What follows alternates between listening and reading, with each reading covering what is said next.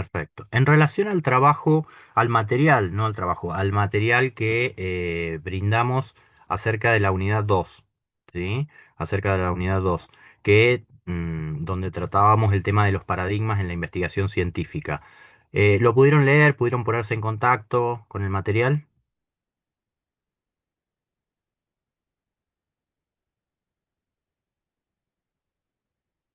En mi caso Eh, yo leí un poco, se hizo fácil la lectura y entendible. No terminé, Ujú. me falta muy poquito, creo que me faltan dos carillas nada más.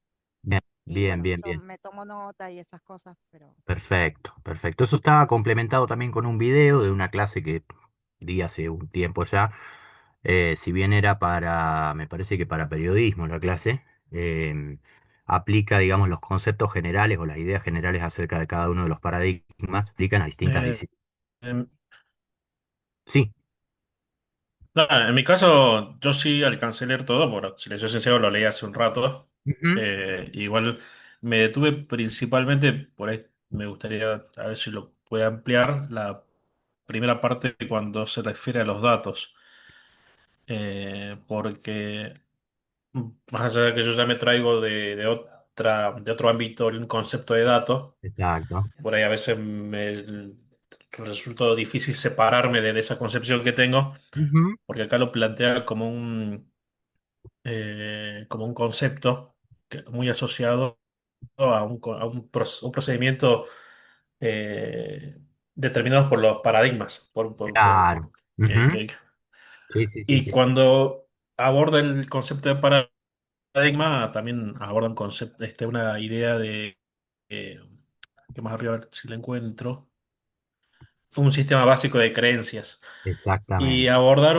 bajo un sistema básico de creencias, para encontrar un dato, yo ya me imagino que lo que se está buscando en el dato es un sentido, y para mí un dato es simplemente eso.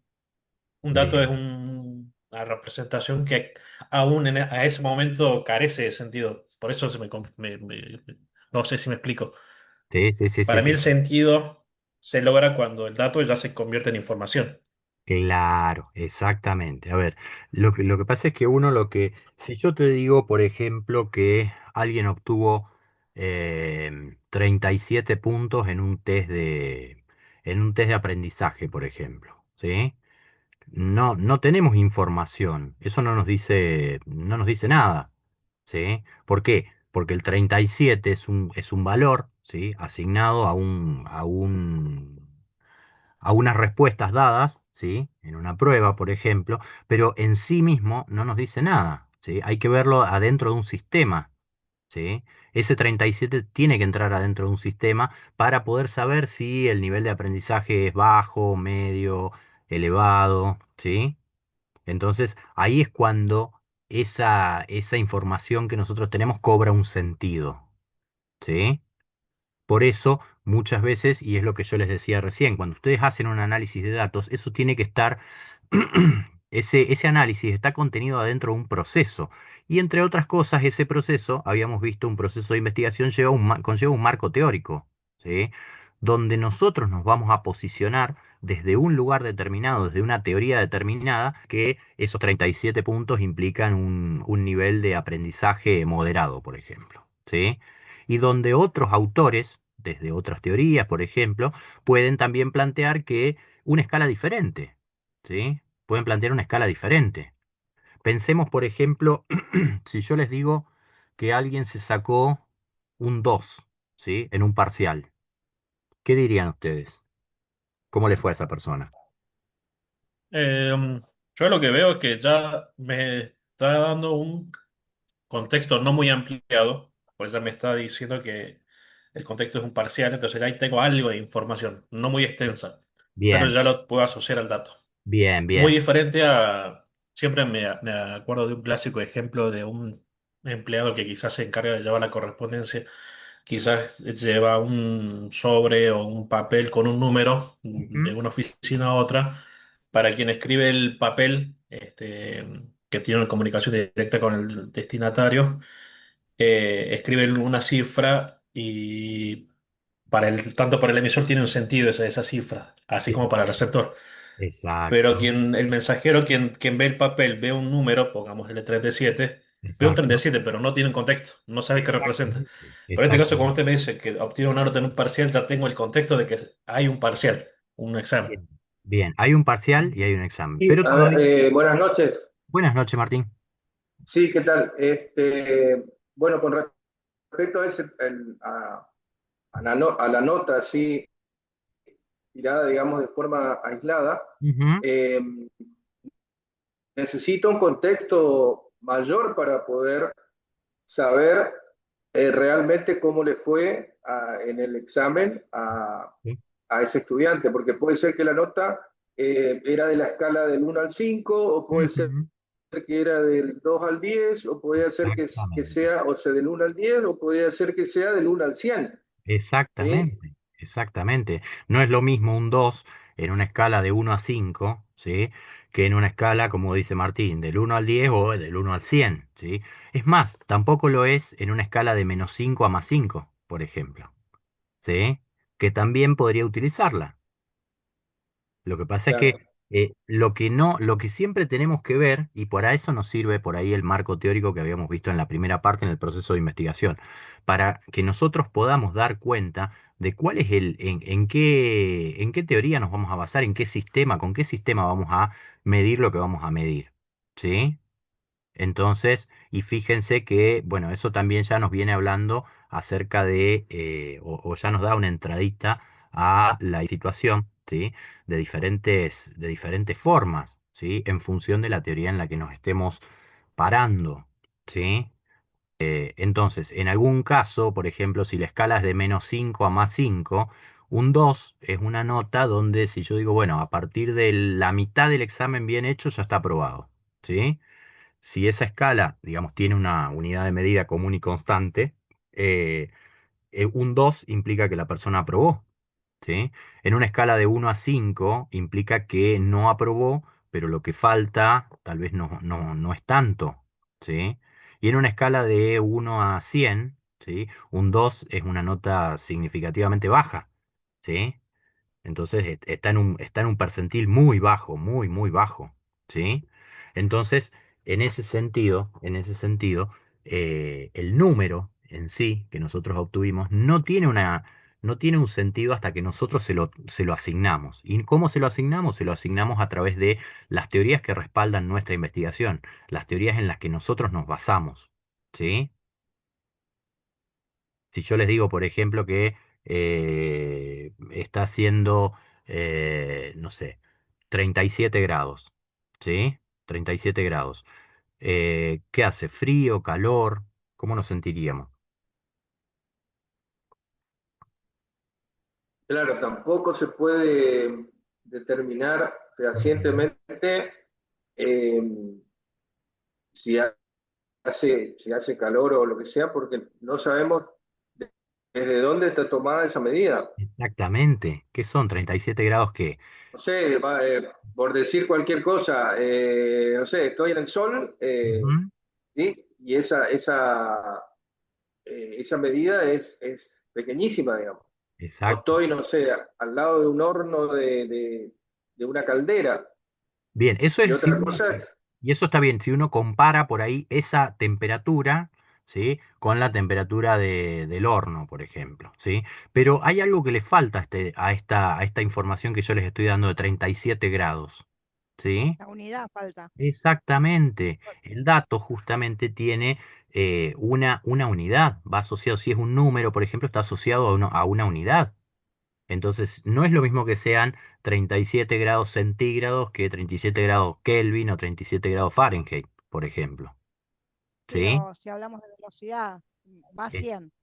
¿A 100 qué? Exactamente. ¿Va 100 100 metros qué? por segundo, 100 kilómetros por hora. Exactamente, exactamente. ¿Sí? Entonces, en ese sentido, el dato, digamos, el número cobra un sentido cuando se lo asocia a una unidad determinada. ¿Sí? Y esa configuración de cosas, un número y su asociación a una unidad, ¿sí? A una unidad de medida, configuran, digamos, lo que es el dato, y ese dato nos permite hablar acerca de el estado de cosas, ¿sí? De la realidad, acerca del mundo externo. Y lo hacemos por convenio, digamos, lo hacemos ay, se me fue la palabra. Sí, en cierta manera es un convenio que hacemos, ¿sí? ¿Consenso? Puede ser. Un consenso, muchísimas gracias. Esa era la palabra. Un consenso, ¿sí? ¿Por qué lo hacemos por consenso? Porque esos 37 grados centígrados, por ejemplo, donde nosotros sentimos mucho calor, ¿sí? Corporal, físicamente en verano, por ejemplo, están establecidos en función de esa escala, ¿sí? Que es de uso bastante extendido. ¿Pero por qué? Y porque ¿dónde se puso el 0 grados de la escala? ¿Qué pasa a los 0 grados? ¿O cuál es el punto de referencia que nosotros tenemos? Se No, sí, no congela. tiene grado absoluto la temperatura, no. No, no tiene un cero absoluto, digamos. No, no es que no hay temperatura cuando hace ¿No? 0 grados. Exactamente, exactamente, ¿sí? Exactamente. Eh, el 0 grados no implica una ausencia de temperatura, en este caso, ¿sí? Implica que, bueno, lo pusimos, yo no lo puse, pero se puso ahí porque ocurre algún evento particularmente, y es el punto de congelamiento del agua destilada al nivel del mar, por ejemplo, ¿sí? Bajo esa temperatura, cuando el agua destilada se congela al nivel del mar, ¿sí? Ese estado de cosas, esa temperatura, vamos a decir que son 0 grados, ¿sí? Pero tranquilamente, tranquilamente, alguien se podría haber ido al nivel del mar, ¿sí? Y poner en un recipiente agua destilada, empezar a calentarla y decir, bueno, cuando esto empiece a hervir, cuando esto tire la primera burbuja, ahí vamos a poner el cero, ¿sí? Entonces, en ese caso tendríamos 37 grados centígrados bajo una escala, ¿sí? Pero serían menos 63 grados o 63 grados bajo cero, bajo otra escala distinta. Y la temperatura seguiría siendo la misma, ¿sí? No sé si se entiende cuál es la idea. Depende cuál sea la teoría que tengamos de base para interpretar el fenómeno, ¿sí? Es lo que vamos a decir del fenómeno. Pero el estado de cosas sigue siendo el mismo. Hacemos consensos para poder describir la realidad, ¿sí? Hacemos consensos para poder describir la realidad. Bien, vuelvo un poquito. A ver, ¿qué es lo que rescatamos? ¿Qué es lo que rescatamos o qué es lo que tenemos que tener muy en cuenta como elementos principales dentro de este texto, ¿sí? ¿Sí? Que tenemos distintos paradigmas, ¿sí? Tenemos diferentes paradigmas, y esos diferentes paradigmas, como cosmovisiones, entendidos como una cosmovisión, como una forma de ver la realidad y por lo tanto una forma de hacer y encarar la ciencia, ¿sí? eh, pueden ser diferentes, los paradigmas pueden ser diferentes. Estos autores, Google y Lincoln, mencionan cuatro paradigmas distintos. Hay otros autores que hacen una distinción entre paradigmas diferente. ¿Sí? Hay autores que diferencian entre paradigmas naturalistas y positivistas, por ejemplo, ¿sí? Entre paradigmas positivistas y alternativos, ¿sí? Nosotros elegimos Google y Lincoln porque por ahí profundiza un poquito más acerca de estos paradigmas alternativos, por ejemplo, y no mete al paradigma positivista como una sola cosa, ¿sí? Sino que lo distingue en paradigmas positivistas y pospositivistas, ¿sí? Pero ¿cómo nos damos cuenta cuál es el paradigma de base? En función de estas tres dimensiones: ontológica, epistemológica y dimensión metodológica, ¿sí? ¿Eso se entendió? ¿Hay dudas acerca de qué es la dimensión ontológica, la dimensión epistemológica y metodológica de un paradigma?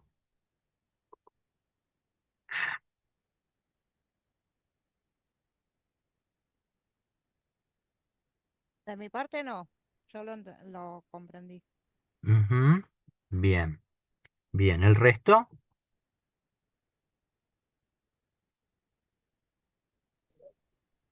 En mi caso sí, No, fue un poco claro también el texto, sobre todo cuando eh, de cada paradigma también explicaba la diferencia. Ujú. la visión ontológica de cada uno, como sea la forma de ver, ya Bien, sea la realidad, en exactamente. función también del... Exactamente. ¿Se acuerdan que hace unas clases dijimos, bueno, hablamos de la verdad, hablamos de la realidad, pero ya vamos a ver bien a qué nos referimos cuando hablamos de la realidad, por ejemplo? ¿Sí? ¿Por qué? Porque mencionada así, al pasar como la realidad, parece que hubiese una sola, ¿sí? Lo que estamos dando a entender es que hay una sola realidad. Y algunos paradigmas, ¿sí? Algunos paradigmas, eso hace a la cuestión ontológica de los paradigmas, ¿sí? Que responde a cuál es la forma y la naturaleza de la realidad y qué vamos a poder conocer de ella, ¿sí? Algunos paradigmas, como el positivismo y el pospositivismo, ¿sí? E incluso las teorías críticas también, sostienen como ontología a un realismo, ¿sí? Al realismo. El paradigma positivista sostiene o se basa en en lo que llaman un realismo ingenuo, ¿sí? El pospositivismo en un realismo crítico, ¿sí? Y las teorías críticas, un realismo histórico, ¿sí? Entonces, pero cuando hablamos de realismo, lo que estamos dando a entender es que existe una realidad, ¿sí? Existe una realidad última, ¿sí? Verdadera. Entonces, ¿qué es lo que plantea el positivismo? El positivismo plantea que no solo existe una realidad última, ¿sí? Sino que además podemos llegar a conocerla tal cual es. ¿Sí? Muchos autores del positivismo, como saben que el positivismo, digamos, el padre del positivismo, habíamos visto en la unidad uno fue Comte, ¿sí? Donde ahí tiramos algunas líneas acerca de lo que era el positivismo y se sostenía que la realidad era una sola y que podíamos llegar a conocerla tal cual, ¿sí? Por el camino de la ciencia, ¿sí? O a través de la ciencia. Entonces, eso es una mirada acerca de lo que es la realidad. Es una mirada que ontológicamente se corresponde con un realismo ingenuo, ¿sí? Es ingenuo porque, o se plantea como ingenuo luego, a partir de las críticas, porque sostiene que esa realidad la podemos conocer tal cual es, ¿sí? Acá yo siempre les pongo, y me parece que se los dije, en la clase de la unidad uno les pongo el ejemplo de aquella persona que nos dice que tiene la posta, ¿sí? Que nos dice, ah, no, yo te digo la posta. Cuando nos dicen eso, nos están diciendo, existe una sola realidad y yo la conozco tal cual es, ¿sí? Y te la voy a transmitir. Entonces, es una forma, ¿sí? De entender la realidad, ¿sí? Es una forma de entender la realidad. Lo que pasa es que en función, y ustedes están, algunos de ustedes ya vienen de otras disciplinas, ¿sí? Y en algunos casos esa ontología se puede ajustar un poco más, ¿sí? Se puede ajustar un poco más, pero en otras tal vez no tanto, ¿sí? ¿Hay alguien que venga acá de la física?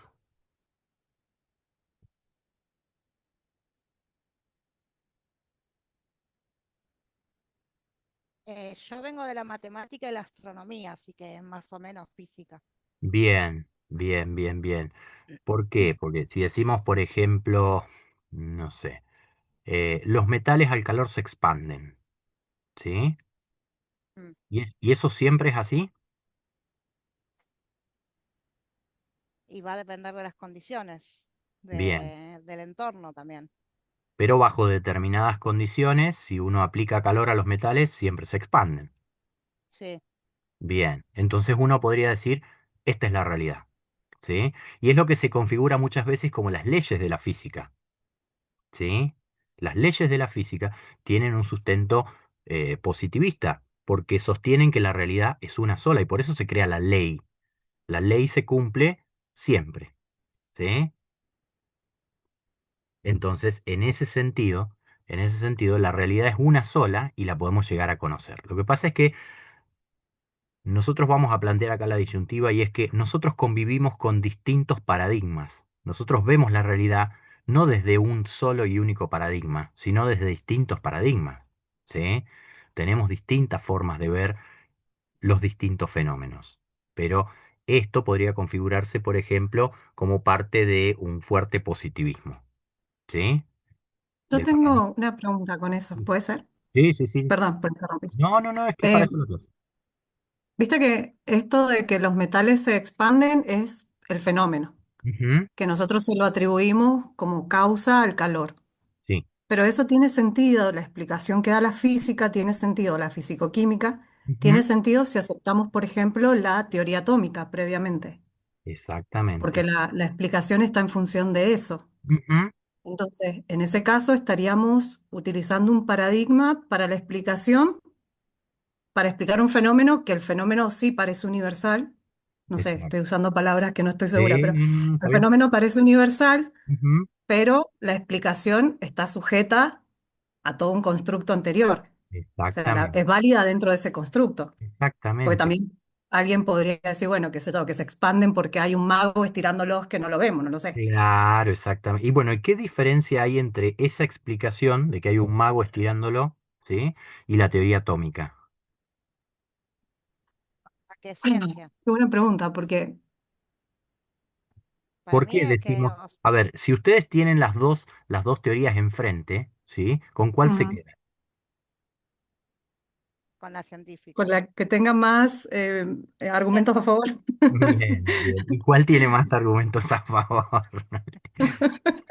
Y es que es un poco mágica la explicación de los átomos también, pero parece que hay como esta palabra que decías, más consenso respecto Sí, de los átomos que del mago que estira la materia. exactamente. Y hay, no ¿Qué sé, tal más si hay ensayos que algún- parecen ir por ese lado, hay todo, más ¿no? Pero investigación para mí, Es hay más sustento científico, o sea, exactamente, y aparte por el tipo de conocimiento, por el tipo de conocimiento, vos fíjate que vos decías, bueno, hay algo de mágico en los átomos, ¿sí? En la explicación de los átomos.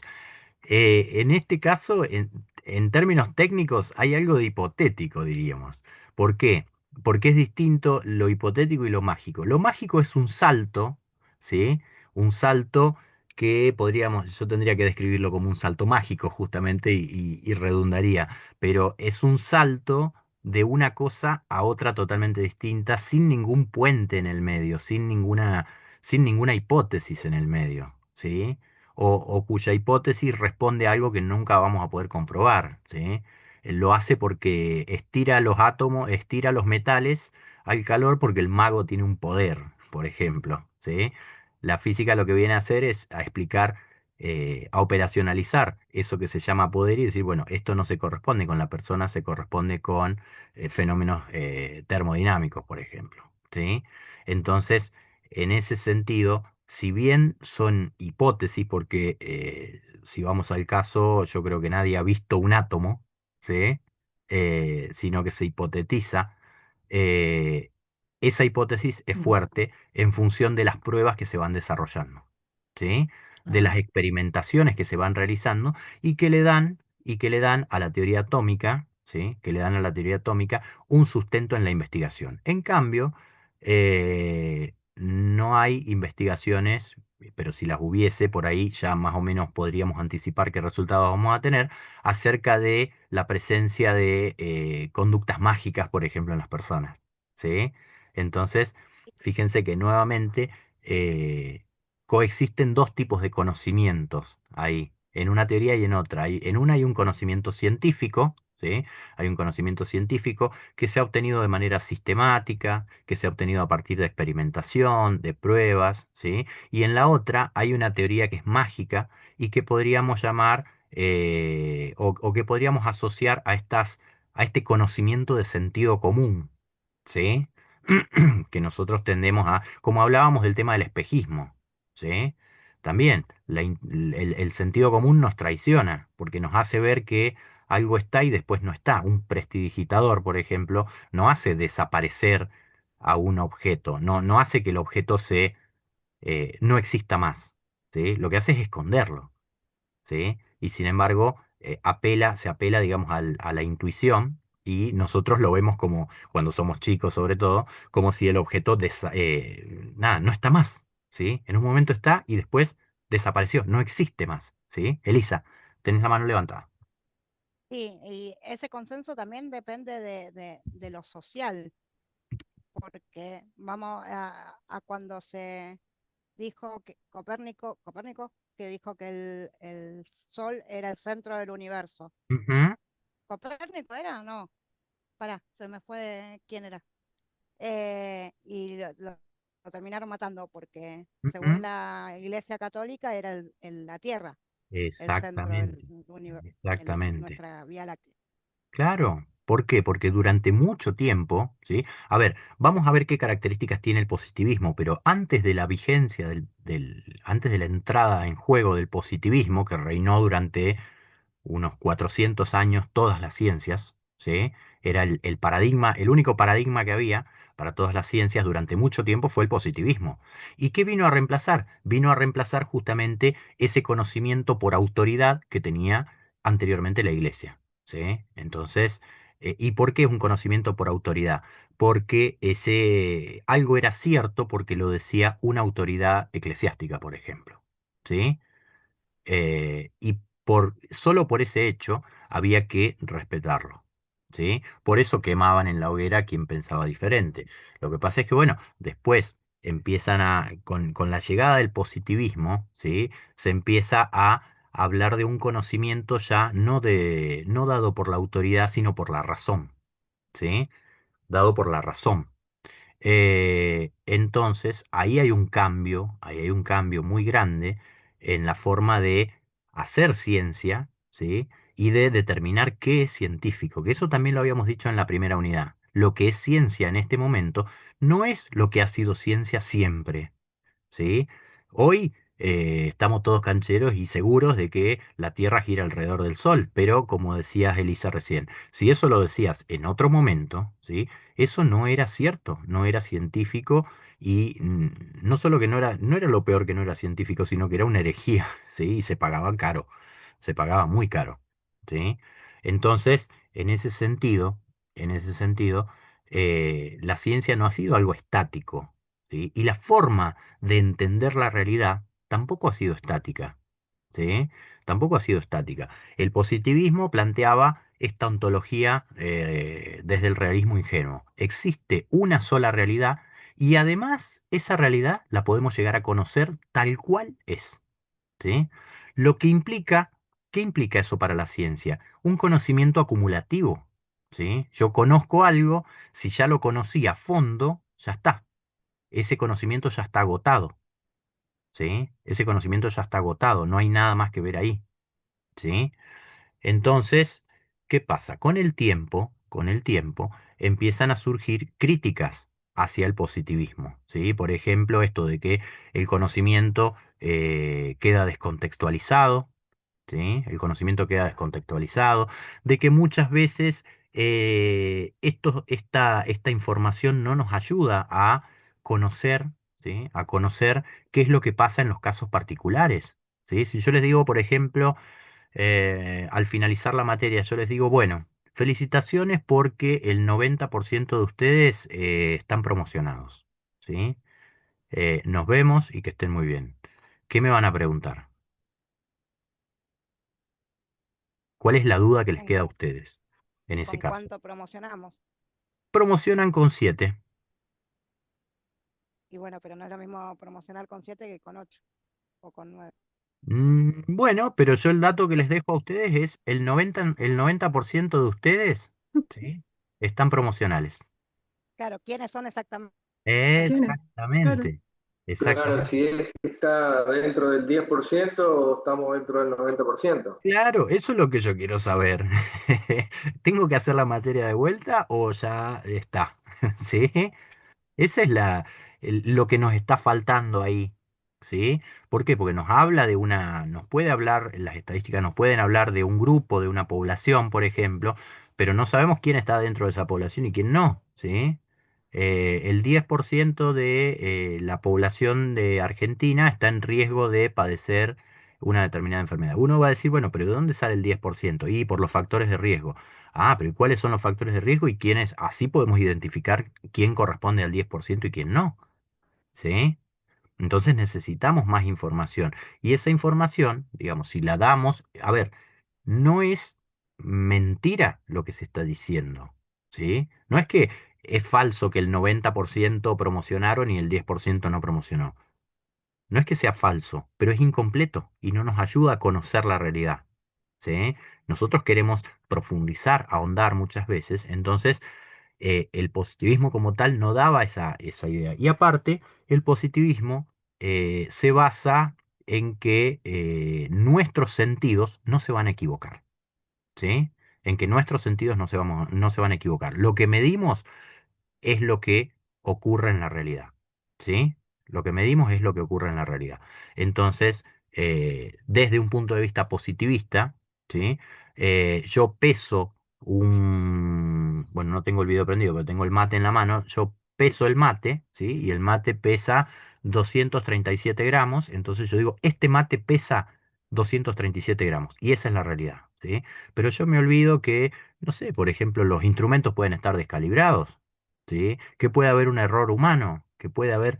Entonces, imagínense, no sé, si esa información la pasamos a nivel de toda la Argentina, ¿sí? De todos los mates de Argentina, de todos los mates que hay en el mundo. En algún punto nos podemos llegar a equivocar, puede haber un aparato descalibrado, puede haber múltiples inconvenientes, ¿sí? Que ya no nos lleven a la realidad tal cual es, que nos hagan, que podamos equivocarnos. ¿Sí? Asimismo, como son personas las que llevan adelante las mediciones muchas veces, ¿sí? O las que configuran esas mediciones, puede haber error humano también, podemos equivocarnos, los sentidos nos pueden hacer equivocar. Entonces, por eso, el pospositivismo, ¿sí? Va a sostener una postura ontológica también basada en el realismo. Va a decir, sí, existe una sola realidad verdadera y última, pero mm, nos acercamos cada vez más a ella a través de la ciencia. Ya no está diciendo la podemos conocer tal cual es. ¿Sí? Pensemos en la probabilidad de que ocurra un evento determinado. ¿Sí? Por ejemplo, para hoy había acá en San Luis, en donde estoy yo, en la ciudad donde estoy yo, había una probabilidad de lluvias del 10 al 40%. ¿Sí? Del 10 al 40%. ¿Qué significa una probabilidad del 40%, por ejemplo, de lluvia, de chaparrones? ¿Cómo lo interpretarían?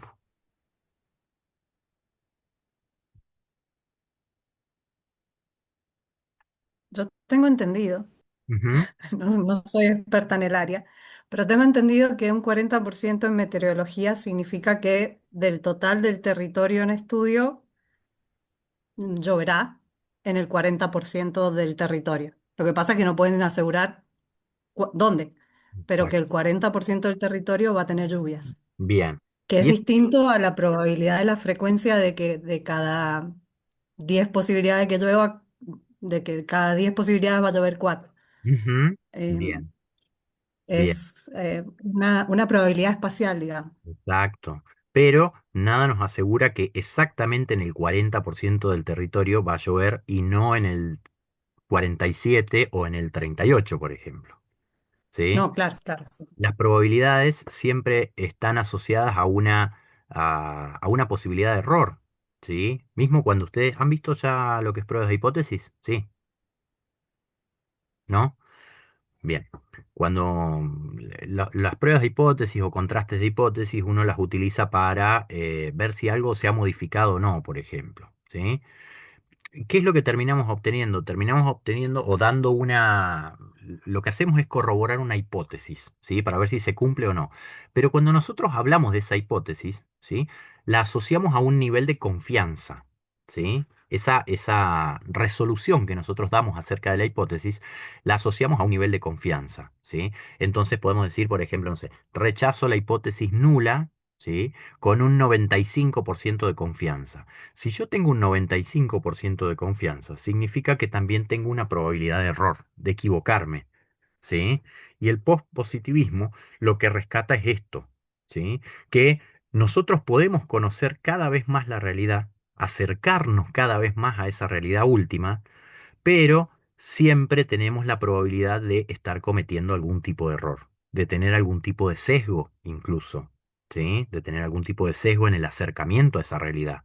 Entonces, en ese sentido, lo que va a decir o lo que va a terminar entendiendo el pospositivismo es que si bien existe una realidad última y a través de la ciencia nos acercamos cada vez más a esa realidad, podría pasar que teniendo esa realidad en la palma de la mano, tengamos que seguir dudando si esa realidad es tal o no, ¿sí? Aun cuando tengamos la realidad real, última y verdadera en la mano, eh, ese conocimiento está asociado a una posibilidad de error. Entonces tendríamos que seguir desconfiando de esa realidad, ¿sí? Entonces, ese es un avance del positivismo y por eso el positivismo se basa a nivel ontológico en un realismo crítico, porque hace una crítica acerca de ese acercamiento a la realidad que nosotros tenemos, ¿sí? Con la posibilidad de tener sesgos, cometer errores, ¿sí? Y sabemos que los sesgos y errores pueden estar asociados a la actividad humana dentro de la investigación, ¿sí? Una pregunta mal formulada, por ejemplo, ¿sí? Un dato mal cargado, ¿sí? No solamente algo bien material como un dato mal cargado, sino también como pensar una pregunta de manera sesgada, ¿sí? De manera sesgada. Por ejemplo, yo les pregunté a ustedes de manera sesgada recién, ¿tuvieron dificultades cuando hicieron el práctico número 1? ¿Dónde estoy poniendo el acento cuando hago la pregunta? Ujú. En las dificultades. En las dificultades, ¿sí? No les pregunté si fue fácil para ustedes, que también hubiese sido otro sesgo, ¿sí? Claro, Una pregunta no sesgada hubiese sido quedarme en el molde y preguntar solamente cómo le fue con el trabajo claro. práctico número 1, ¿sí? Entonces Es ustedes cuando ahí no tienen. querés cuando no querés convidar algo, le decís, no querés, ¿no? Claro, Es eso. exactamente, exactamente. Es una pregunta, ¿estás de acuerdo conmigo en no convidarte tal cosa? ¿Sí? Eso es la traducción de fondo. Y cuando uno hace una encuesta, por ejemplo, ¿sí? Cuando uno hace una encuesta, ¿sí? Un censo, por ejemplo, las preguntas tienen que estar diseñadas de manera tal que no nos hagan caer en un sesgo. ¿Sí? ¿Por qué? Porque los sesgos nos llevan a errores y los errores nos llevan a interpretar mal la realidad, esa realidad que nosotros queremos conocer. Y si interpretamos mal la realidad, intervenimos mal, ¿sí? Hacemos malas intervenciones o no hacemos intervenciones óptimas, ¿sí? Entonces, por eso es importante siempre estar relojeando, digamos, cómo llevamos adelante ese proceso de investigación y estar atento a este tipo de cuestiones, a los sesgos, ¿sí? Elisa, sí. Te hago una consulta, ponerle en una encuesta. Sí. Si uno pone opciones, en realidad está sesgando la respuesta, ¿o no? Sí, sí, claro. O sea, depende, a ver, depende también cómo se evalúe, porque por ejemplo, Si yo eh, pregunto, ¿te gusta el color rojo? sí, Eh, ahí, en realidad, si pongo sí, no, no la estoy sesgando porque no hay muchas opciones. claro, exacto, a eso iba. Ujú. Sí, sí, Y sí. qué sé yo. O, sí, dime. No, estoy pensando una pregunta que no debería estar sesgada, la pregunta, Ujú. y que la respuesta, al ponerle opciones, la estoy sesgando. Eh, Mm, ¿Qué partido político te gusta más? Y le pones tres opciones de cinco. claro, exactamente, Ahí exactamente. sería más o menos. Sí, Bien. Marian. Bueno, ahí está. Pero claro, ya en el hecho de usar una encuesta, Ujú. ya estás decidiendo también Exactamente, sobre eso, porque podrías usar otra forma de investigación teniendo en cuenta que quizás no querés sesgar al preguntar. exacto. Lo que pasa es que, ojo, no siempre. No siempre la encuesta implica un sesgo, ¿sí? Ajá. Eh, Me hay otros, interesa bastante. hay otros instrumentos que pueden profundizar un poco más, pero que pueden estar igualmente sesgados, ¿sí? Por ejemplo, uno podría preguntar, ¿te gusta el color rojo? Sí, no, ¿sí? Perfecto. Y ahí decíamos, bueno, no hay sesgo, ¿sí? Pero tal vez si yo lo que quiero saber es de qué manera utiliza el color rojo uno, ¿sí? ahí la respuesta es diferente, porque dice, bueno, sí, a mí el rojo me encanta para la ropa, pero nunca me compraría, no sé, una bicicleta roja, por ejemplo. ¿Sí? eh, por lo que sea, no importa cuál es el motivo. Pero ahí estamos diciendo, ahí estamos relativizando, estamos diciendo, bueno, sí, el rojo sí, yo respondí que sí, me gusta, pero yo lo respondí solo pensando en la ropa. Si me hubiesen preguntado, ¿te gustan las bicicletas rojas? Mi respuesta hubiese sido no, por ejemplo. ¿Sí? Entonces, por eso hay que detallar muy bien y estar muy atento, digamos, a lo que uno pregunta y de la manera en que uno lo pregunta y si está siendo preciso en la pregunta que está haciendo. Y obviamente, bueno, si no está cometiendo estos sesgos de los que hablábamos recién, tal como sería preguntar,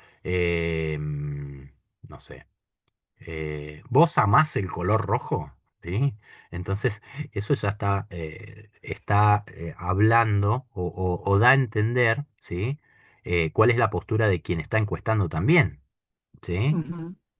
O por lo menos Claro, confunde, no hace falta. ahí Sí. yo no sé mucho de epistemología, me gusta, me Ujú, gustaría profundizar, entiendo que no es el, pero estaba leyendo hace un tiempo un libro de Donna Haraway, de seguir con el problema, que cuestionaba por esto del impacto del cambio climático, ujú, y ahí ella nombra unas filósofas de la ciencia, de Press, que ella dice esto, ¿no? De que en algunas investigaciones, en la física es más difícil, en las investigaciones de ingeniería por ahí también está ese sesgo, pero en todas las otras, como en esta usar datos, ujú. ella habla sobre el tema de ir a hacer la pregunta, ya cuestiona desde ahí, desde el hecho de ir a hacer la pregunta, desde la actitud ontológica de quien va a hacer la pregunta. Ujú. Y eso me pareció súper interesante porque siempre tenemos esta idea como que nosotros vamos a buscar la información y ahí como que el sujeto que va a buscar la información se pone, viste, como en un plano medio, yo soy objetivo. Exacto, Y ya en ese vínculo ya está ahí el cuestionamiento de ¿a qué voy yo? ¿Con qué intención voy? exacto. Bueno, Bueno, no sé, me pareció eso que vos, interesantísimo. eso que vos mencionás, ¿sí? Esto de yo estoy en una posición objetiva, es justamente la mirada desde el positivismo, ¿sí? En el Ujú, positivismo se plantea que ustedes como investigadoras, investigadores, pueden lograr la objetividad. ¿Sí? Una total objetividad. Y que esa objetividad implica una distancia total y absoluta respecto del objeto de investigación. ¿Sí? Entonces, es más, esa objetividad no se logra como un don natural, sino que de hecho se han escrito y han habido durante hace muchos años manuales para ser objetivo. ¿Sí? Manuales para poder ser objetivo. Eh, el tema es que cuando, digamos, esto se sostiene durante mucho tiempo, ¿sí? Eh, y se decía que, bueno, respetando esos criterios, uno era absolutamente objetivo en la recolección de datos, ¿sí? Ser objetivo implica que yo no influyo sobre el objeto y el objeto no influye sobre mí, ¿sí? Y eso quiere decir, en una encuesta, por ejemplo, si la encuesta es, imagínense que yo voy a tomar una encuesta, ¿sí? Y se la entrego a la persona y la persona no sabe leer, ¿sí? La persona no sabe leer. Entonces, ¿qué hacemos en esos casos? Leemos nosotros la encuesta. El tono de voz, nuestros gestos, las formas, ¿sí? Tanto nuestras como de la persona que contestan, influyen sobre la otra parte, tienen alguna incidencia, ¿sí? No es lo mismo que yo les pregunte ahora, eh, ¿cómo les fue con el práctico número uno? ¿Sí? A que yo les pregunte, bueno, ¿y cómo les fue con el práctico número uno? ¿Sí? Entonces, la respuesta de ustedes va a cambiar, porque si yo en el primer caso lo pregunto con un tono un poco más amable, es posible que ustedes se puedan abrir y decirme, mira, tuve inconveniente porque esta parte no la entendí, esta otra parte no la pudimos hacer, todavía no llegamos. En cambio, si yo lo pregunto, ¿sí? Si yo hago la misma pregunta, pero con un tono de, bueno, ¿y cómo les fue con el práctico número uno? Aquel que ha tenido algún tipo de inconveniente, ¿sí? Es posible que interprete la posibilidad de que si muestra el inconveniente que tuvo, tenga una represalia, por ejemplo, ¿sí? ¿Por qué? Porque justamente la ciencia es desde las personas y para las personas. Y en este caso, en este ejercicio particularmente que estamos poniendo como ejemplo, trabajamos con personas. ¿sí? Entonces, el dato puede estar sesgado ahí. Eh, Aparte, bueno, pongamos un caso donde no trabajemos con personas. ¿Cómo puede surgir un sesgo? ¿Sí? ¿Hay alguien de bioquímica? Química, bioquímica, que haya transitado por esas disciplinas? Bueno, pero todo el mundo seguramente se ha hecho alguna vez un análisis de sangre, ¿sí? Entonces, ¿qué pasa con los glóbulos rojos, por ejemplo? ¿Cuáles son los valores normales para un adulto? Acá pelo a todos, ¿eh? Miren que hay 18 participantes somos. Lo excluyo al equipo docente. Y- Hay un rango siempre de parámetros normales Bien, bien, bien. en ese tipo de estudios. Perfecto. ¿Y los resultados qué nos indican? Si estás dentro de los parámetros o muy por debajo o muy por encima, Bien. ¿Y qué valor podríamos obtener, por ejemplo? Por más que lo inventen, no importa. de 200 a 300 ponen. Bueno, Sí, 4.800.000 cuatro me millones parece. ochocientos mil. No me Ahora, acuerdo. 4.800.000. Si nosotros contamos y verificamos esa cantidad de glóbulos rojos, ¿sí? Por tanta cantidad de sangre, ¿vamos a encontrar exactamente 4.800.000? No, es aproximado. Es una estimación que nosotros hacemos, ¿sí? Es como la física es aproximada. Exactamente, exactamente, ¿sí? Y si están Exactamente. sacando, ¿cuánto? 5 mililitros de sangre. Ujú. Y en base a eso, este, pueden proyectar, ¿no? Exactamente, exactamente. ¿Por qué? Porque, entre otras cosas, sabemos que la sangre tiene una composición homogénea, ¿sí? No es que hay, nada, como decíamos alguna vez, yo tenía un amigo que decían que era tan tranquilo que los glóbulos rojos se le depositaban en la zona de los tobillos. Pero bueno, no es el caso, ¿sí? Sabemos que la sangre tiene una composición homogénea a lo largo de todo el cuerpo, entonces sabemos que lo que nos indican 5 mililitros es lo que ocurre en el torrente sanguíneo en general, pero tampoco significa que por cada 5 mililitros tengamos bueno, 5 mililitros es mucho, por cada gota, por ejemplo, tengamos exactamente 4.800.000, ¿sí? Si pudiésemos hacer un conteo exacto, tal vez nos daría 4.769.432, por ejemplo, ¿sí? Entonces siempre estamos sujetos a una probabilidad de error y no conocemos la realidad tal cual es, ¿sí? No podemos conocer la realidad tal cual es. Siempre va asociado a una probabilidad de error. Y ni hablar del sesgo por error humano, por ejemplo, ¿sí? Donde los conteos están mal hechos, ¿sí? Y en muchos casos, por ejemplo, ha pasado diagnósticos sobre todo con glóbulos blancos, diagnósticos de enfermedades terribles cuando eso no era así, ¿sí? Cuando lo que había de base era un error humano, ¿sí? De conteo o de Y tipeo. por eso cuando pasa eso se vuelve a hacer el análisis para verificar la información, por las dudas. Exactamente, exactamente, ¿sí? Exactamente. Entonces, acá de lo que estamos hablando es de que esa realidad está atada a una posibilidad de error, ¿sí? Y por lo tanto, desde el pospositivismo, ¿sí? A nivel ontológico, nunca vamos a conocer la realidad tal cual es. Eso por una parte, a nivel ontológico. A nivel epistemológico, habíamos dicho que el positivismo, ¿sí? Establecía la posibilidad de ser totalmente objetivo, es decir, estar totalmente distanciado del objeto de investigación, ¿sí? En el pospositivismo esto se suaviza un poco y lo que se plantea es que la objetividad es el ideal. Sería ideal que fuésemos totalmente objetivos. Ahora, como no podemos serlo, tratamos de ser lo más objetivos posibles, ¿sí? Entonces, al no poder lograr esa objetividad completa, tampoco vamos a poder conocer la realidad tal cual es. Fíjense que va todo de la mano, ¿sí? Va todo en la misma línea. Y acá pasamos y a nivel metodológico, por ejemplo, pasamos de resultados verdaderos, ¿sí? A resultados probables. en el pospositivismo. En el positivismo los resultados eran considerados, en cierta manera, verdaderos, ¿sí? Mientras que en el pospositivismo los resultados son probables y están asociados a una probabilidad también de error, ¿sí?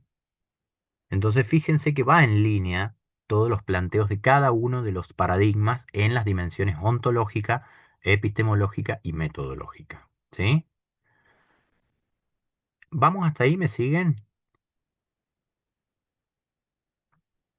¿Hay preguntas hasta Sí, ahora? profe.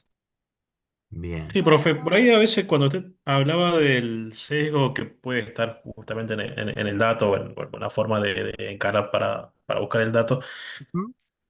se me ocurría, puede ser que también el sesgo esté en quien se encarga de elegir el método, que es lo que habíamos hablado hace un rato sobre Sí, sí. qué me conviene elegir, qué técnica elegir. A veces me es conveniente elegir un promedio ponderado o un promedio simple para maquillar un poco lo que quiero comunicar.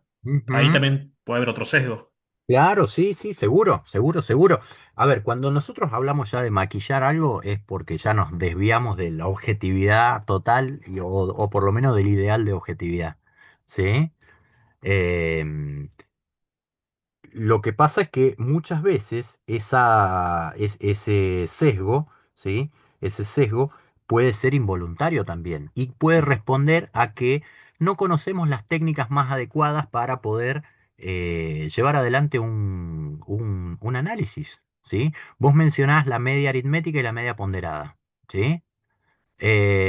Si yo no conozco la media ponderada, ¿sí? Si yo lo único que conozco es la media aritmética, es lo que voy a aplicar para analizar algo, a nivel descriptivo, por ejemplo, ¿sí? Sin saber que existen otros índices, ¿sí? Otros índices de tendencia central, como la media ponderada, ¿sí? Que me puede brindar una información un poco más precisa, ¿sí?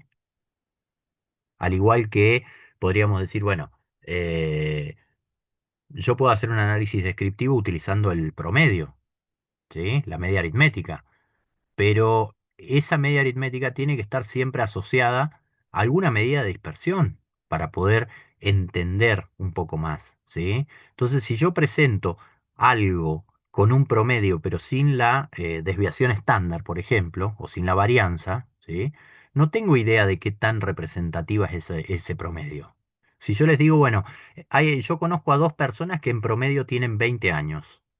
¿Cuántos años se imaginan que tienen esas dos personas, cada una de ellas? Intuitivamente, ¿qué es lo que se imaginan?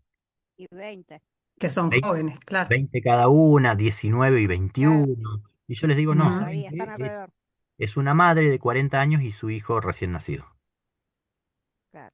¿Y en promedio cuántos años tienen? Y 20. 20. ¿Sí? Ujú. ¿Estoy mintiendo? No, pero No, estoy brindando información insuficiente. ¿Sí? Entonces yo me hago una idea de la realidad y digo, ah, sí, son dos jóvenes eh, cerca de 20 años, ¿sí? Entonces en promedio la edad les da 20. No, en realidad la muestra era una díada madre, mamá, bebé, ¿sí? Con 40 años y cero, ¿sí? Recién nacido. Entonces, el promedio sigue dando 20, ¿sí? Pero si yo calculo la desviación estándar entre 19 y 21, ¿sí? Y calculo la desviación estándar entre 40 y cero, ahí vamos a ver la diferencia, ¿sí? Y eso nos va a permitir entender o intuir que estamos hablando de dos personas con edades muy diferentes, por ejemplo, ¿sí? O si me voy al coeficiente de variación, ¿el coeficiente de variación lo han visto? yo lo No, vi en en esta carrera estadística. todavía no tenemos estadísticas. Hemos Ah, estado bien. viendo algo, pero no. Bien, bien. Ujú. Y cuando les hablo de Claro, yo desviación lo vi estándar, ¿han visto algo de desviación estándar o todavía no? en mi No, no, caso en esta siempre porque carrera vengo no, de la pero bueno, ciencia. claro, es Ujú. todos más o menos, que me parece que todos más o menos tenemos una idea. Perfecto, perfecto. Sí, es una medida de qué tan dispersos están los datos sobre los que yo calculo un promedio, ¿sí? A mayor, si los datos son más distintos, más diferentes entre sí, el valor de la desviación estándar o de la varianza, acá en Argentina utilizamos mucho más la desviación estándar, eh, va a ser más alto, ¿sí? Las medidas de dispersión siempre, mientras los datos son más diferentes entre sí, eh, la desviación las medidas de dispersión son más altas, ¿sí? Y eso nos indica que el grupo es más heterogéneo en relación a esa variable, ¿sí? Y después hay una medida que que se denomina coeficiente de variación, que se calcula justamente entre es el cociente entre la desviación estándar y la media multiplicado por 100 o en términos de porcentaje, ¿sí? Donde hay un criterio que si esto nos da más del 20%, nos dice que la media pierde representatividad y esa media deja de ser representativa de esos puntajes, ¿sí? Entonces, hablar de las edades de una mamá y su bebé, que en promedio tienen 20 años, no me da mucha información o no me habla mucho acerca de ese par, ¿sí? En cambio, si yo hablo de una persona de 19 y otra de 21, en promedio digo tienen 20 años, la desviación estándar es mucho más pequeña y el coeficiente de variación no lo he calculado, pero probablemente me dé por debajo del 20%. ¿Sí? Entonces la media en ese caso sí es más representativa. Bien, eh, me fui por estadística, vuelvo, pero bueno, está relacionada siempre con la idea o con el paradigma postpositivista, ¿sí? Con el paradigma postpositivista. ¿Por qué? Porque decíamos que en el paradigma postpositivista, a nivel metodológico, lo que yo hago ya no es verificar una hipótesis, no se habla ya de verificar hipótesis, porque verificar esconde la idea de verdadero, ¿sí? De la verdad dentro de esa hipótesis, de la veracidad, mientras que de lo que se habla ahora en el pospositivismo, es de corroborar hipótesis, ¿sí? Corroborar hipótesis, pero esas hipótesis las corroboramos asociadas a una probabilidad de error, ¿sí? Siempre asociadas a una probabilidad de error. Bien. Hasta ahí los paradigmas positivista y pospositivista, ¿sí? Em, y después tenemos otros dos paradigmas, ¿sí? Que son las teorías críticas y el constructivismo, que son llamados paradigmas alternativos, ¿sí? ¿Por qué alternativos? Porque los paradigmas tradicionales, el paradigma tradicional era el positivismo y el pospositivismo es una variante, una flexibilización del positivismo, ¿sí? Entonces, en ese sentido, sigue la misma línea, ¿sí? Sigue la misma línea, solo que más suavizada. En cambio, las teorías críticas y el constructivismo cambian mucho la forma de entender la realidad, ¿sí? Para las teorías críticas, por ejemplo, si bien en la base de las teorías críticas hay un realismo ingenuo que sostiene que la realidad es una sola, ¿sí? Esa realidad se constituye históricamente.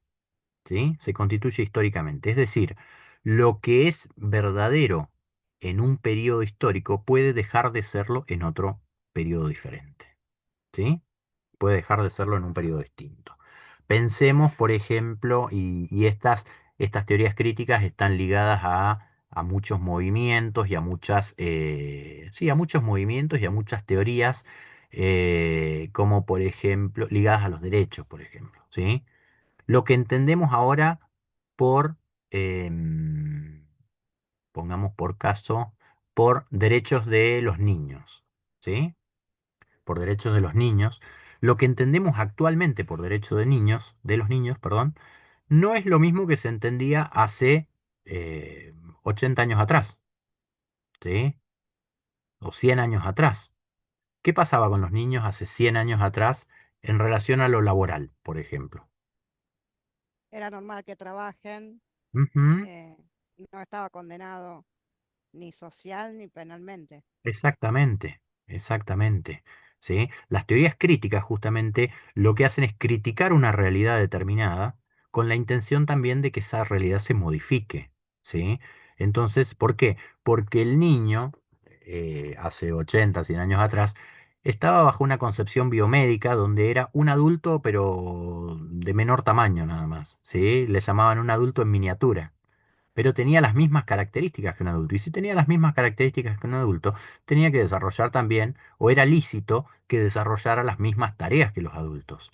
Entonces, si el papá trabaja, el hijo también trabaja. ¿Sí?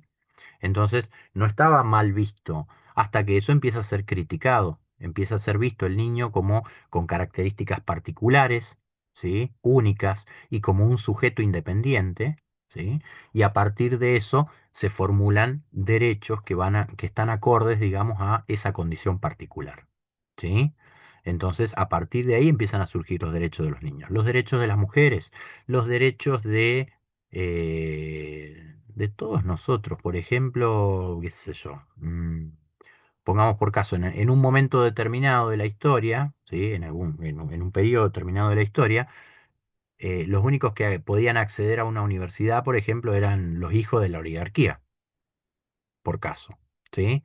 Entonces, muchos de nosotros no podrían estar cursando y tal vez yo no podría estar dando clases, incluso, ¿sí? Entonces, eso empieza a ser criticado, empieza a ser cuestionado, hasta que se da el derecho a la educación para todos, ¿sí? Entonces, pero eso surge, digamos, a partir de una crítica a la realidad. Esa realidad que se había cristalizado en un momento determinado y que era la realidad en ese momento, por ejemplo, los únicos que pueden ir a la universidad son los hijos de la oligarquía o los niños tienen que trabajar igual que los padres, ¿sí? Igual que sus padres, esa realidad empieza a ser criticada, ¿sí? Esa realidad se rompe, cuando es criticada se rompe y hay que armar una nueva realidad en base a esa nueva información que tenemos, ¿sí? Y la nueva información que tenemos es todos pueden acceder a la universidad o los niños no tienen que trabajar, por ejemplo, ¿sí? Entonces, en ese sentido, cambia la forma de entender la realidad y cambia la forma de ser de la realidad, pero cambia en distintos momentos históricos, ¿sí? En distintos momentos históricos. A nivel ontológico sería esa la idea. A nivel epistemológico, es decir, de la relación en cómo es la relación entre las investigadoras o investigadores y aquello que va a ser investigado, ya no se pone el foco en los paradigmas alternativos en la objetividad, ¿sí? Sino que se rescata incluso la subjetividad, ¿sí? Se rescata la subjetividad. Es importante la subjetividad. Por eso tienen un auge muy fuerte, sobre todo en las ciencias sociales y humanas, ¿sí? En las ciencias sociales y humanas, que se movían hasta ese momento, hasta el positivismo, hasta el, digamos, el reinado del positivismo, se movían bajo la mirada o la perspectiva de las ciencias naturales, ¿sí? Bajo la perspectiva de las ciencias naturales. Después, con estos paradigmas alternativos, bueno, toman caminos distintos, ¿sí? Em, y a nivel metodológico, lo que hay es una metodología dialógica y dialéctica en las teorías críticas. Es decir, la realidad se construye, ¿sí? Se destruye y se reconstruye a partir del diálogo con otros, ¿sí? A partir del diálogo con otros. Eh, entonces, en ese sentido, la realidad cambia según el momento histórico en el que estemos, pero gracias a el debate, el diálogo y la crítica, ¿sí? Bien. Y finalmente el constructivismo, ¿sí? Voy a volver acá al apunte. ¿Me siguen hasta ahora?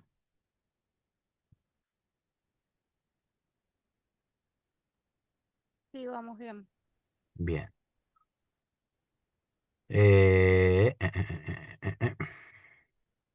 Acá. Finalmente, sí,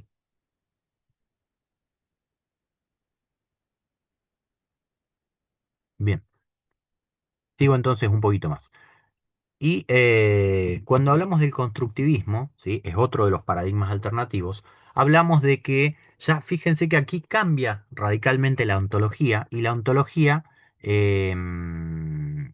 ya no va a contemplar una única realidad, ¿sí? Ya no hay un realismo, ¿sí? Ya no hay un realismo en la base, sino que hay un relativismo, ¿sí? Hay un relativismo. ¿Y qué es lo que nos va a decir este relativismo? Que las realidades son múltiples, que hay muchas realidades diferentes, ¿sí? Y esas realidades son construidas en la interacción con otros, ¿sí? Por lo tanto, lo que y viene a darle con todo al positivismo. ¿Por qué? Porque el positivismo decía que existe una sola y única realidad, ¿sí? Y es lo que podríamos entender como esto es, esto es cierto acá y en la China, tomando otro de los dichos eh, que muchas veces hemos escuchado en algún conocido, ¿sí? Eso es que te dicen, bueno, en fútbol te dicen eso es gol acá y en la China, ¿sí? Entonces, eso significa que algo es cierto y es cierto independientemente del contexto. Eso es lo que planteaba el positivismo. Algo verdadero es verdadero independientemente del contexto. Entonces, por eso el contexto no es tenido en cuenta, ¿sí? Porque si algo es real, ¿sí? Y ya. En cambio, el constructivismo, por ejemplo, va a sostener que la realidad depende del contexto y de las interacciones y y cómo ese conocimiento ha sido generado. Porque esa es otra de las diferencias. Los paradigmas alternativos no hablan de que el conocimiento está ahí y que nosotros lo descubrimos a ese conocimiento. Hablan de que el conocimiento es generado, ¿sí? Y esa es la distinción eh, que quería resaltar cuando hablábamos, Nelson, hablábamos al principio de la clase, ¿sí?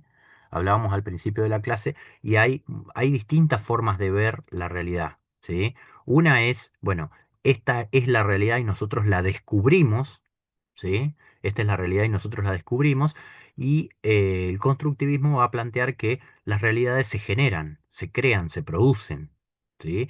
Y según con quién interactuemos, ¿sí? Va a ser la realidad que nosotros produzcamos.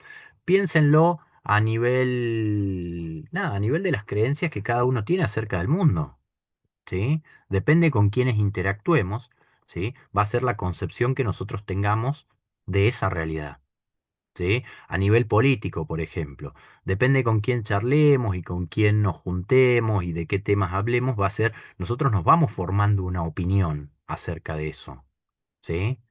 Pero eso no significa que nuestra realidad sea la realidad, porque el de al lado tiene una realidad distinta. ¿Por qué? Porque las interacciones que ha tenido son distintas, porque ha charlado con otras personas, con otros grupos, ¿sí? Entonces, la realidad que ha construido uno y otro, ¿sí? Son diferentes. Y eso explica, por ejemplo, no sé, las diferencias políticas entre las personas o los grupos, ¿sí? Como maneras diferentes de ver la realidad. Independientemente de quién sí, quién no, a quién adhiero, a quién no adhiero, ¿sí?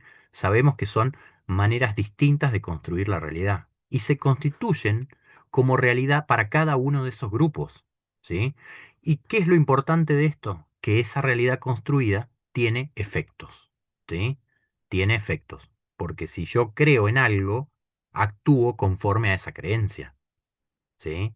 Y eso es lo importante para ustedes también como analistas de datos, ¿sí? Depende del dato que yo presente y cómo se ha interpretado, ¿sí? Es cómo se va a comportar la gente en función de esa información que yo estoy brindando, ¿sí? Por eso también es importante tener mucho cuidado cuando uno hace esos informes, ¿sí? Cuando uno hace esos informes para saber de qué manera se está expresando uno, si no está generando una tendencia determinada, a veces sin darse cuenta y otras veces, como decía, no me acuerdo quién fue que dijo, que maquillaban los datos, ¿sí? Si uno maquilla los datos, bueno, si uno maquilla los datos, el maquillar a mí me da una idea de hacerlo deliberadamente, ¿sí? De hacerlo deliberadamente, pero a veces uno puede transmitir información que puede llegar a interpretarse no de la forma que uno quiere, pero de manera involuntaria, ¿sí? De manera involuntaria. Bien. Eh, Si bien nosotros estamos hablando acerca de los cuatro paradigmas, yo lo que sí veo a partir del plan de estudio que ustedes tienen es que ustedes se van a centrar sobre todo en qué tipo de paradigmas. ¿Qué materias están cursando ahora, por ejemplo? álgebra, Álgebra. Álgebra. Álgebra, que es como lógica, sí. Bien. cálculo. Cálculo, álgebra. ¿Con qué paradigma están más afianzados, por ejemplo, los contenidos que ustedes ven en cálculo y en álgebra? Positivo. No, sí. Sí, positivismo, Sí, sí, pospositivismo, positivismo, sí, porque ¿sí? sobre todo Pospositivismo, en ese... tengan estadísticas. Ujú. Sí, dime. Ujú. Vale. Sí, sí, sobre todo en eso, ¿no? De usar la lógica, si no, digamos, la lógica afirmativa negativa, esa lógica tan así, tan del positivismo, Tan, que te claro, circunscribe todo el análisis y todo. tan dicotómica a veces y tan, Ajá, ¿sí? Entonces, claro, en ese sentido, por ahí, a ver, ¿y por qué doy los otros paradigmas? Para entender que el análisis de datos, ¿sí? El análisis estadístico de datos, por ejemplo, se complementa muchas veces también con otro tipo de información, ¿sí? Se complementa también con otro tipo de información. Entonces, por eso también es importante conocer y por eso también yo los posiciono muchas veces dónde está el análisis de datos. El análisis de datos no se da en el vacío, en la nada misma, sino que se da dentro de un proceso determinado, ¿sí? Donde hay un contexto, que a ese contexto a nivel técnico, en una investigación, por ejemplo, le llamamos marco teórico, ¿sí? O contexto situacional. Las preguntas de investigación que nosotros nos hacemos no surgen de la nada, ¿sí? Surgen muchas veces de el momento histórico que estamos viviendo, ¿sí? Del momento histórico que estamos viviendo. Entonces, cuando nos preguntamos si los chicos aprenden mejor eh, de manera virtual o presencial, bueno, tuvimos que experimentar la educación virtual, ¿sí? Para poder empezar a cuestionarnos eso, porque hasta el momento la educación era exclusivamente presencial.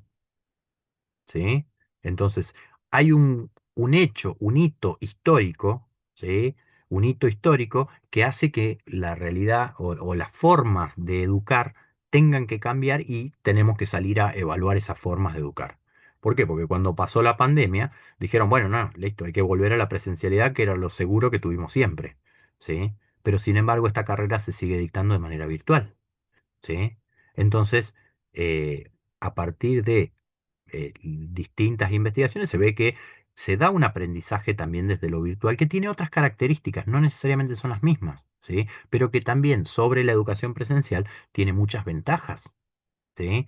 Tiene muchas ventajas. Entonces, pero fíjense que esa pregunta acerca de la comparación entre la educación presencial y virtual, ¿sí? Surge a partir de una falla histórica, digamos, ¿sí? De un hecho, de un hecho. de una necesidad. Exactamente, exactamente. Pero esa necesidad no surge a voluntad nuestra, ¿sí? Sino que surge porque se dio en un contexto determinado. ¿Sí?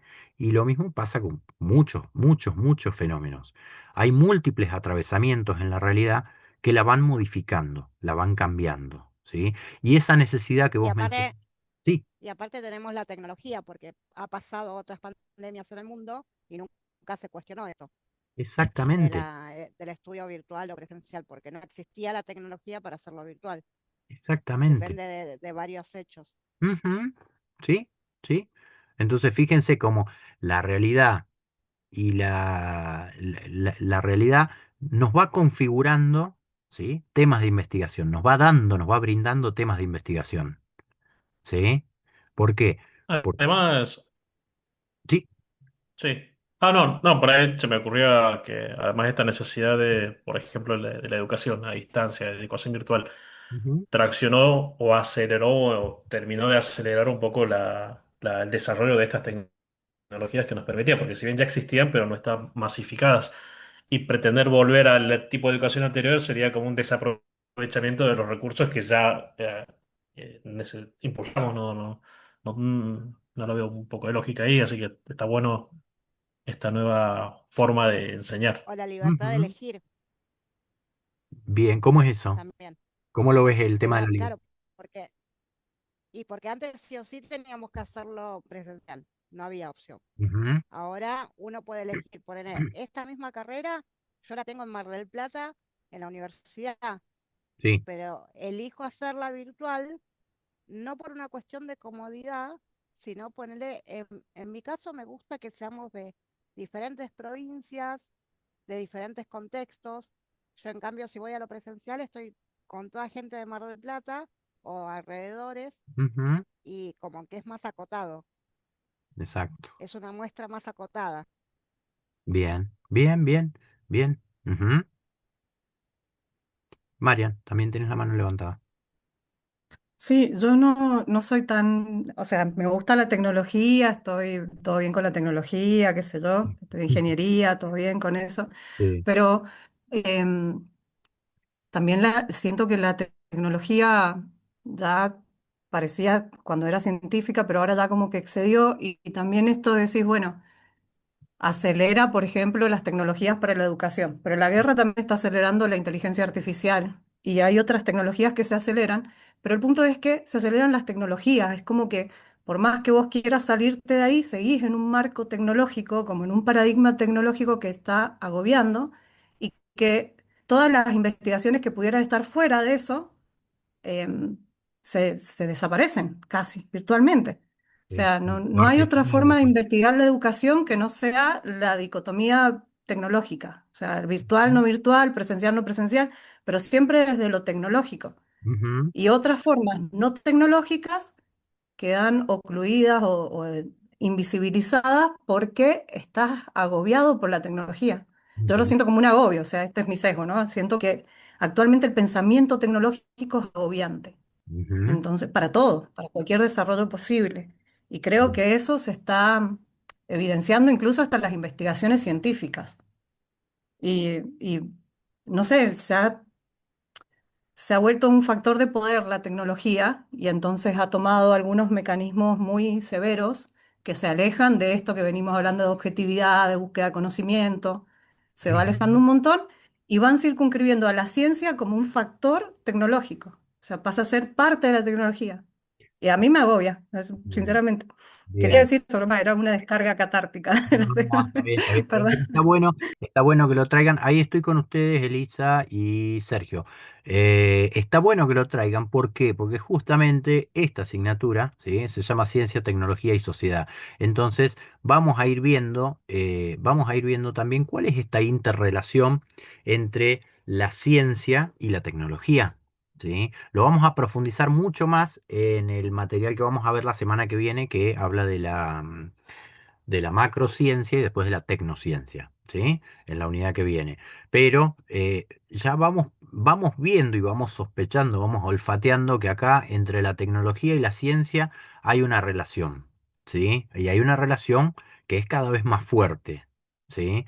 Que determina varios aspectos del quehacer investigativo, ¿sí? Del quehacer investigativo y que en la carrera que ustedes han elegido también va a tener un efecto muy grande. ¿Por qué? Porque si bien, y ha tenido, ¿sí? Está teniendo ya efectos muy grandes. ¿Por qué? Porque pensemos en que los avances tecnológicos, ¿sí? Han permitido recoger información al punto tal que ha surgido el Big Data, por ejemplo. Entonces, la cantidad, ¿sí? El volumen de información al que nosotros podemos acceder ahora es increíblemente mayor a lo que podíamos acceder hace 20 años atrás, 30 años atrás, ¿sí? Entonces, eso permite otro tipo de acercamiento a la realidad, ¿sí? Y permite intervenir de otra manera. Queremos ser cada vez más precisos, queremos mejorar cada vez más la calidad de vida de las personas, ¿sí? Lo que pasa es que, bueno, como decíamos antes también, lo que es calidad de vida hay que ver cómo se entiende desde las distintas perspectivas, ¿sí? Elisa y después Sergio. Bueno, yo que sí,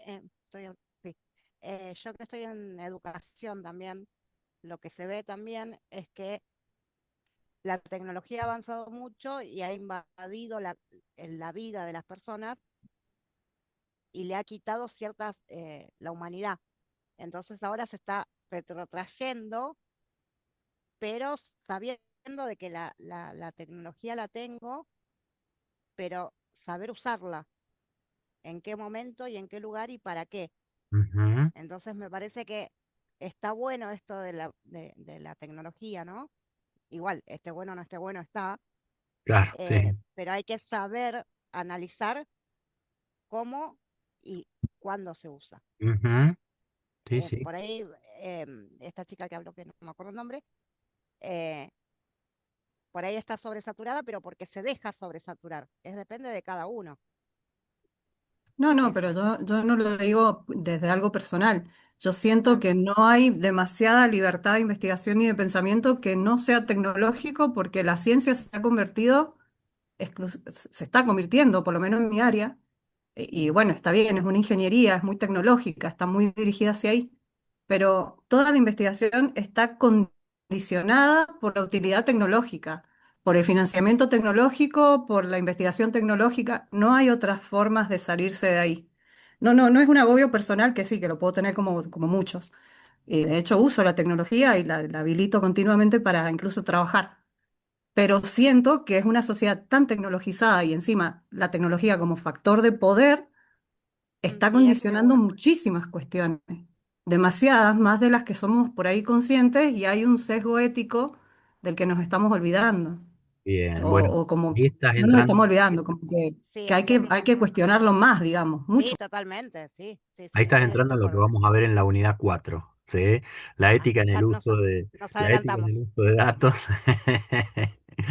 Estamos tocando temas de la unidad 3 y unidad 4. No me quiero acercar demasiado. Claro, es que es Lo que una pasa es que materia muy, muy actual, es Sé una que materia que sí. está metida muy en el tema. O sea, te lleva aparte, te claro, lleva ahí. sí.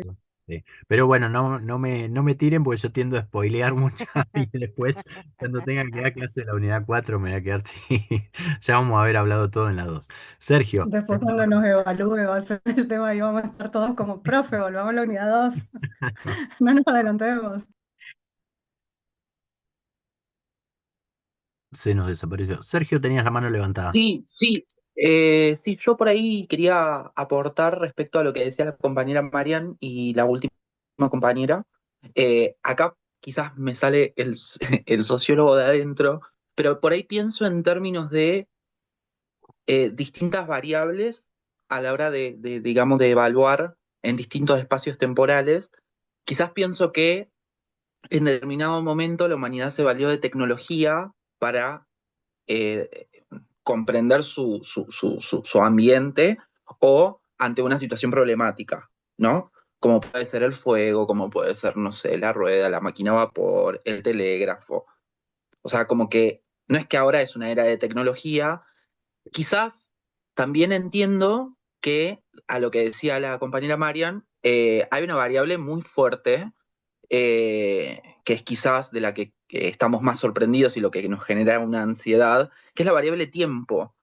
Quizás nosotros leemos como libros de ciencia tradicionales y podemos ver que podemos hablar de desarrollos a través del tiempo, de estudios de campo de años. Y acá, si bien la tecnología en términos de la informática también digamos, es un desarrollo bola de nieve y que ya viene desde la máquina de Turing en adelante, quizás, o sea, esto es por ahí mi perspectiva, ¿no? A lo que venía diciendo la compañera Marian, de sentirse como, no me sale la palabra, como sobrepasada o por momentos como, viste, arrullada por el avance y también con esa idea en esta época de la interconectividad, de que todo es instantáneo y tal, de quedar afuera de ese desarrollo. Por ahí lo pongo en términos de una comparación vulgar. Eh, si había en una sociedad roles, el desarrollo determinado afectaba a las personas que tenían el rol determinado al desarrollo determinado. Pero, por ejemplo, hoy tenemos desarrollo en inteligencia artificial. Es re vago lo que estoy haciendo, pero es más o menos como para poner en contraste, que repercute en todos. Entonces, hay, creo yo, con la globalización y la interconectividad, las redes sociales, internet y tal, una variable que está tomando un nuevo valor constantemente y ese valor es cada vez más pequeño, que es la variable tiempo. Eh, entonces, eso quizás hace que hoy estemos, digamos, desarrollando tecnologías, esta vez ya no para solucionar una situación que demande una urgencia, sino para optimizar lo optimizado Ujú. y crear nuevas herramientas para nuevas necesidades, que esas mismas necesidades también van surgiendo a través del paso del tiempo y los nuevos estilos de vida. Eh, entonces, nada, comprendo y suscribo a la compañera y también la compañera docente que decía lo de que te quita la humanidad y qué sé yo. Eh, que es que nada, que es que quizás estemos pasando por un momento en donde el desarrollo tecnológico, la ciencia, las sociedades y y cómo digamos, se comportan entre sí, eh, se ven afectadas por las mismas variables, solo que esas variables están teniendo como valores cada vez más sensibles. Entonces, y quizás estamos todos como con esta sensación de, por ejemplo, quedar afuera de un desarrollo, quedar afuera si sale una nueva red social, una nueva cosa, o la inteligencia artificial, o lo que sea. También es muy común, yo lo veo en mi campo, que, y que incluso en el campo de las ciencias sociales, que por ahí siempre es más de lo clásico o de la palabra escrita o de la palabra dicha, que pegan el salto hacia el desarrollo en términos de la informática y tratan digamos, de tomar esas herramientas y aplicarlas a su campo correspondiente. Ujú. Que Sí, sí, quizás eso es, no sé si la novedad, pero es algo que está sucediendo y quizás antes, y cuando digo antes es volviendo al ejemplo bruto del hombre y el fuego, el hombre y el vapor y tal, sí, obviamente los resultados impactan en las sociedades, pero el que trabaja el fuego, el que maneja la máquina, el tren a vapor, ¿entendés? Como que ahora como nos interpela esto, nos interpela en términos de, nos pone en falta, nos pone en una silla de hacernos repreguntas y como en un juicio, digamos. sí. Nada, eso quería aportar. Bien. Ujú. Y fíjense que, bien, bien, y es Sí, esa, perdón. sí, Martín. Sí, discúlpeme, lo que pasa no encuentro la manito, por eso estoy saltando así. No hay. No, me quedé, o sea, me quedé asociando un poquito con lo que se viene charlando. Ujú, Me quedé anteriormente con el tema de la objetividad, ujú, ¿sí? Y creo que sí, acá está creo que está como el kit de la cuestión, digamos, ¿sí? El tema de la objetividad. Eh, por lo que entendí, lo que pudo decir la compañera, por ejemplo, es que está todo dirigido o sea, hacia una dirección, ¿sí? Como que se perdieron otros tipos de investigaciones, otro tipo de problemáticas o cosas así, sino que están como todo el mundo, todos los intereses dirigidos hacia una sola cosa, ¿sí? Hacia lo que es qué sé yo, tener la minería de datos, no sé, que pueda minar el doble de lo que venimos, pero todo apuntando hacia una dirección, ¿sí? Entonces como que se dejaron de lado ciertas problemáticas que por ahí en este momento no están en el interés de los que digo yo. Por eso hablaba de la objetividad. Eh, de los intereses, cómo uno ser objetivo con todos los intereses que están dando vuelta alrededor. ¿Sí? claro. Eso es lo Entonces, que por ahí, plantean los paradigmas alternativos, ¿sí? Como el constructivismo y las teorías críticas. Sostienen que estamos atravesados por ciertos intereses y que por eso justamente critican o la idea de la objetividad total, ¿sí? De hecho, el positivismo incluso iba más allá y sostenía que la ciencia era neutral, ¿sí? Que la ciencia era neutral, que no era algo bueno o algo malo, sino que eh, digamos, se producía como algo neutro, ¿sí? Lo que pasa es que hablábamos también de que los usos que se dan de esos productos de la ciencia, ¿sí? Están atravesados por determinados intereses, ¿sí? Si no pensemos en, bueno, ¿cuál es la idea de la creación de una red como TikTok, por ejemplo? Mucha información rápida, ¿sí? En relación o en respuesta a esto de los tiempos, ¿sí? Mucha información superficial muchas veces, pero rápida, con sentido o sin sentido a veces, ¿sí? Pasar el tiempo, Eh, los reel, pasa lo mismo con los reel. Es más, de hecho, yo hablaba con mis estudiantes de comunicación social del año pasado y me decían que hay reels de reels. Es decir, que en 30 segundos hablan de 5 o 6 reels distintos, ¿sí? Que ya es una hipercompresión de información, ¿sí?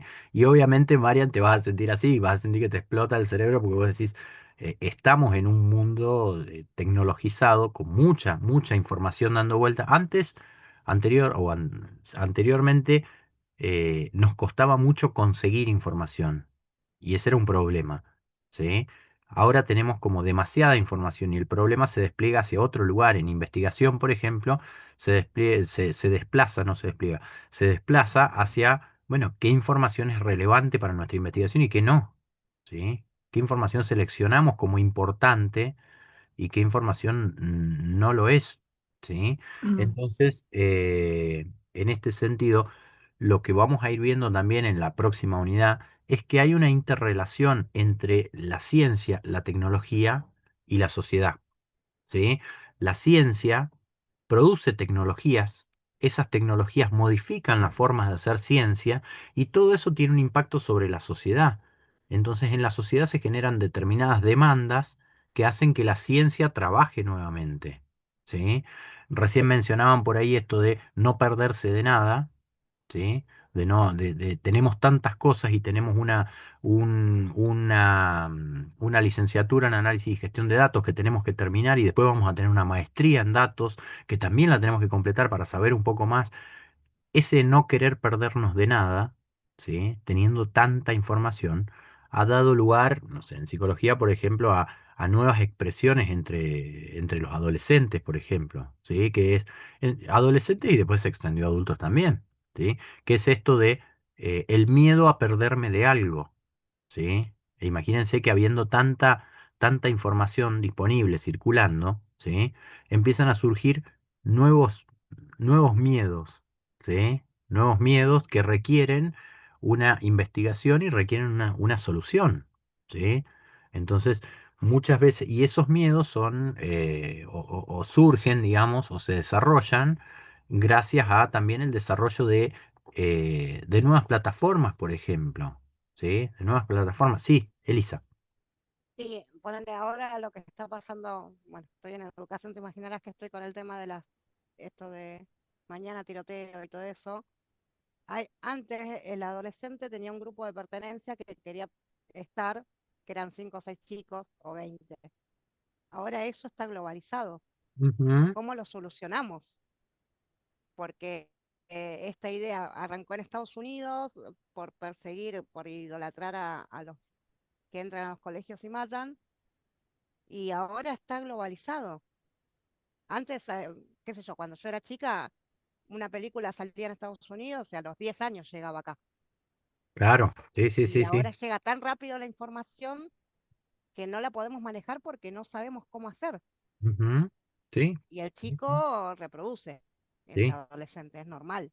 sí. El tema es, Sin entender la gravedad de la situación, ¿no? Obviamente. claro, pero apuntamos por ahí a lo que preguntaban recién. Bueno, ya estamos acá, ¿sí? Este contexto rápido y tecnológico está y nos abarca, ¿sí? Es más, en la carrera que Claro, ¿qué ustedes, hacemos? claro, en la carrera que ustedes han elegido, piénsenla sin tecnologías, sin el desarrollo de las últimas tecnologías, por ejemplo. Volveríamos a calcular el promedio escribiendo todos los datos, por ejemplo, en un papel, ¿sí? Sumando y dividiendo por la cantidad de datos, lo cual nos llevaría más tiempo, ¿sí? Entonces, Y más margen de error. exactamente, exactamente, ¿sí? Exactamente. Entonces, en ese sentido, por ahí, lo que tratamos de hacer es de ver la totalidad, ¿sí? Porque estamos también centrados en la parte negativa de las tecnologías y también se han producido determinados desarrollos, ¿sí?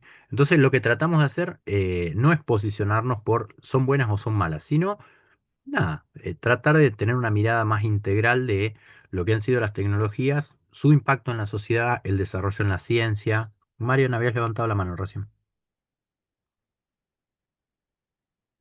No, no, pero te estaba escuchando y no quería interrumpir y además era eso. Pero era para seguir la discusión, pero se puede seguir luego, no hay problema. Estaba escuchando a Elisa y justamente es uno de los temas que tengo en mi cabeza, decir, hay consenso, hay medianamente consenso o hay como un sentido común, si se quiere, de que está mal que los chicos tengan el celular en las clases, porque se distraen, porque no hacen las cosas, porque lo que fuera. Y no hay posibilidad de quitárselos, porque hay toda una reacción cuando uno dice, vamos a quitarle el celular a los pibes, a pesar de que todos podemos incluso intuir que está mal. Y de ahí, cuando vos hablas con las mamás, te dicen, pero es que yo tengo mi hijo tiene el celular para que si le pasa algo me pueda contactar. Y yo siempre les respondo lo mismo a las mamás de mis alumnos, que es, si su hijo se cae acá desmayado, no la va a llamar por teléfono, lo va a asistir el compañero que está al lado, lo vamos a asistir nosotros llamaremos la ambulancia vendrá. Realmente que su hijo tenga un celular no le garantiza a su hijo estar bien, se lo va a garantizar el entorno de la gente que tenga alrededor y ojalá que sean todos empáticos. Entonces su hijo puede prescindir 4 horas del celular, cuestión de que nosotros podamos hacer un trabajo con él que consista en que él aprenda. Y eso, que parece algo lógico, que lo sabemos, sin embargo, no se puede implementar porque es el celular. Entonces, hay un dios tecnología raro que está quitando otros ambientes de discusión y que ese pequeño ejemplo que doy, si vos lo extrapolás a muchas áreas, se magnifica y pasa a ser como un mandato que a veces no se cuestiona lo suficiente y ahí es donde está mi agobio en muchos otros temas que son todavía, me parece súper relevante que un nene se desmaye en un curso y que alguien lo atienda. Por Dios, que si un niño se desmaya hay que ir a atenderlo, no importa si estás en el curso o dando una cadena presidencial, no importa. Eso es lógico, debería ser ético, pero más allá de eso, pasa en otros ámbitos al que no le tomamos dimensión porque la tecnología es lo último que se cuestiona.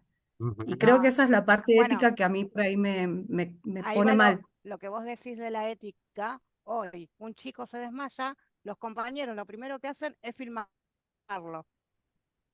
no ayudarlo. Eso es lo que se pierde en la humanidad. ujú, Pero bueno, ahí está, es algo donde se puede investigar para tratar de modificar esta realidad, Claro, minera, por pero lo si que vos veníamos decís, hablando le anteriormente. sacan fotos porque tienen el celular en el curso. O sea, eso Claro, es obvio. como, saquémosle el celular. No es una decisión tan trascendental. Y es una discusión que está en los medios, que salen pedagogos, supuestos pedagogos hablando, que lo debaten los papás en los grupos, que, wow, ¿entendés? Como un montón. Esa es la parte que a mí me hago. Bueno, acá supuesto en Mar que del sí. Plata se está usando mucho de que no usen el celular en clase y está dando resultados. Los chicos están aprendiendo a separarse de eso, a que hay una vida atrás de un celular.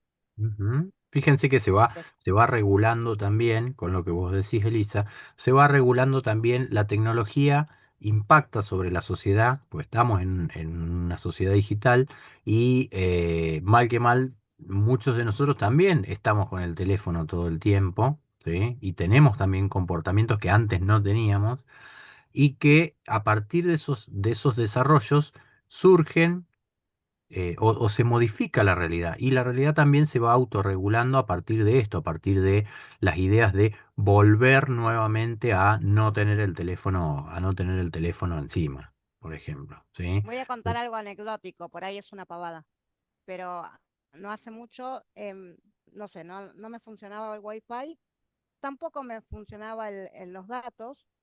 Y fue un domingo donde no miré tele, no nada, y fue el día más feliz del año, Sí, porque no tuve ningún tipo de contaminación de claro. nada. Pero uno vuelve, digamos, a partir de que surgen estos síndromes de agotamiento, por ejemplo, ¿sí? Entonces, lo que está de base y que nos da la prueba, porque recién hablaban de, bueno, uno intuye esto, uno sabe que uno intuye que el teléfono no está bien. Esa intuición lo reemplazamos a veces por investigación para que nos crean, para que se arme una Exacto. política, para que se arme una política educativa de no teléfono y que esté justificada. Muchas veces, una de las herramientas que tenemos, por lo menos desde acá, es la investigación. ¿Sí? Pilar, Y es tenías... más, esa investigación vamos a usar la tecnología. Exactamente, exactamente. es que ya hay una interdependencia, y eso lo vamos a ver en la unidad 3 parte B, una interdependencia entre la investigación y las tecnologías. Pilar, tenías la mano levantada y Sí, Sergio. no, era eso. Ujú. Sí, había otro chico No, también. no, Eh, no, que estamos como en una etapa que todavía no vemos las consecuencias y eso va a llevar un tiempo, creo que, como decís, hasta que se impongan políticas a través de la investigación, ujú, pero... Pero hasta que no veamos consecuencias tangibles de todas estas problemáticas, no va a llevar un tiempo, me parece. Así que exacto. nada, eso, digamos, con respecto al uso de las tecnologías y sus consecuencias, que a Sí, nivel educativo, no. exacto. Han tenido un impacto fuerte. Han tenido, sí, Pero a medida que vayan surgiendo cada vez más problemáticas y sean más visibles, se van a ir investigando y tomando cartas en el asunto, calculo. exacto. Sí, sí, No sí. sé, Sí, sí, perdón. yo, ah, Mira, Sergio, Silvano, Martín. sí, no, yo lo que quería por ahí agregar es, bueno, justo usted, profe, lo estaba comentando, el tema de que nosotros también somos esa criatura con ese celular, y creo que tiene que ver más con el desarrollo orientado a las necesidades, que creo que ya lo había dicho. O sea, si nosotros como sujetos sentimos una necesidad y esa necesidad está atravesada por un artefacto tecnológico, eh, el desarrollo no es solamente el del artefacto, sino digamos, acompaña a cómo la sociedad toma ese desarrollo y lo lleva a su vida cotidiana y crea esa aparente necesidad. Yo he escuchado también muchos casos en clase en escuelas de padres que sienten la necesidad de estar comunicados con sus hijos a través de un teléfono y quizás esos niños, o esos adolescentes o esas personas, cuando llegan a sus hogares, se encuentran con que en la hora de la comida, por ejemplo, o en cualquier momento durante el día, sus padres están con el celular como herramienta de trabajo, como herramienta de ocio, como herramienta de dispersión, como herramienta de investigación, de comunicación.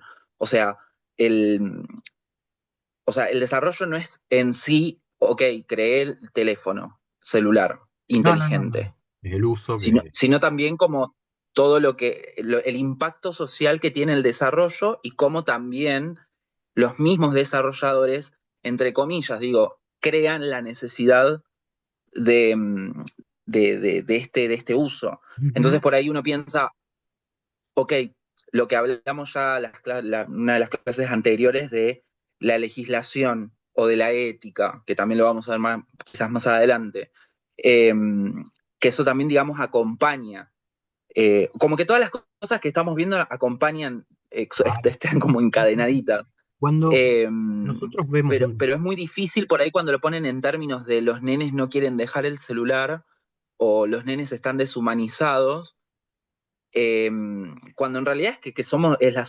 sociedades con ese nuevo, con esa novedad, con ese desarrollo, con ese descubrimiento o con ese no sé, artefacto o cosa que ya se haya desarrollado. Ujú.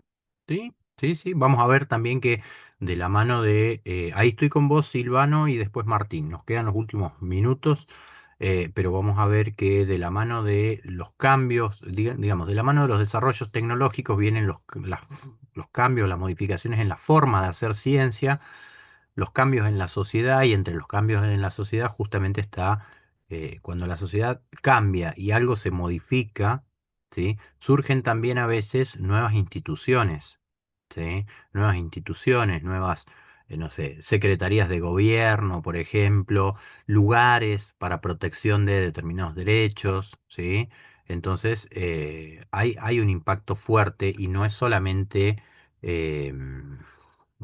un desarrollo tecnológico, así suelto, aislado, ¿sí? Silvano, habías levantado la mano y después Martín. No, sí, quizás me haya pasado un poco de contexto. Yo no tengo una mirada tan apocalíptica sobre la cuestión de los celulares en la escuela, pero además hay que tener en cuenta que la escuela siempre está atrasada respecto a las inclusiones tecnológicas en la sociedad, y como decía el compañero. que estuvo a la vanguardia. Sí, además de la investigación, si la escuela tuviese el suficiente poder a través de la educación sobre la tecnología, quizás los chicos, eh, no tiene sentido ya estas palabras, pero quizás sintiendo que son menos magia los celulares, podrían tener más independencia de ellos. Ujú. Eso. Bien, bien, bien. Martín.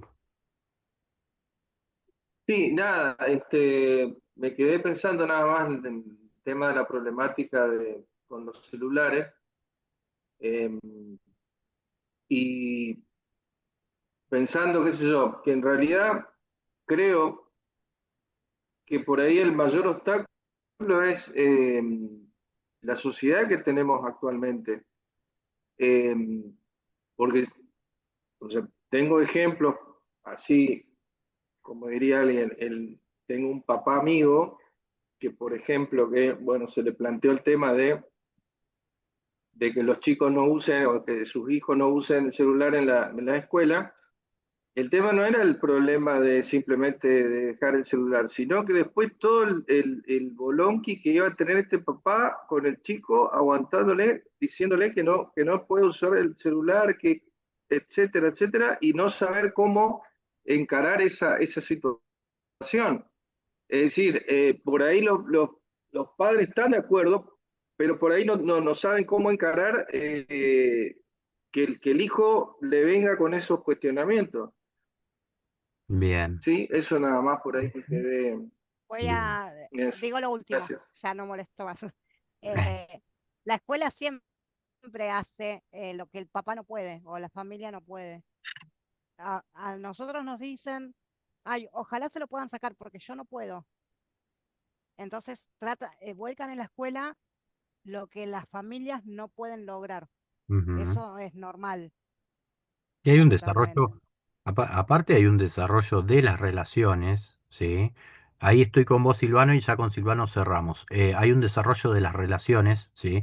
Que se ha mudado en parte a lo tecnológico, las formas de relacionarse. Fíjense que las tecnologías, las tecnologías tienen un impacto tal sobre la sociedad, ¿sí? En la sociedad, que modifican las formas de comunicarnos, ¿sí?